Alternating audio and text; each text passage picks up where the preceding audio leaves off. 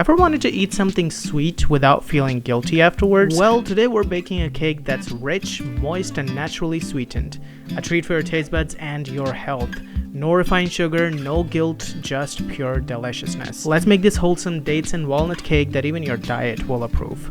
First things first, let's prepare our star ingredient. Take some pitted dates and soak them in hot milk for about 30 minutes or until they're soft and mushy. Once softened, blend them into a smooth, creamy paste. Now, by the way, is the perfect time to preheat your oven to 350 degrees Fahrenheit or 175 degrees Celsius. Now, grease a 7-inch cake tin and line it with parchment paper. We don't want anything sticking. And hey, don't forget to subscribe to our channel, by the way. Now, in a large bowl, pour in the dates paste and add a little oil. Whisk them together until they're smooth and well combined. Now sift in the dry ingredients.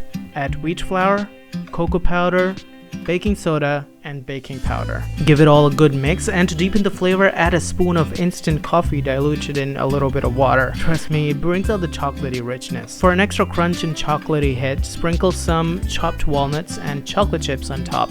It's optional, but totally worth it. Now bake the whole thing in your preheated oven for 30 to 35 minutes. The smell is already so good. Now let the cake rest in the tin for 5 minutes, then carefully transfer it onto a wire rack and let it cool completely to room temperature. Now's the time for the best part. Let's slice it. Oof, just look at that texture. Soft, moist, and perfectly crumbly. And that walnut crunch adds so much. Now if you enjoyed today's recipe, like the video and maybe watch this one next.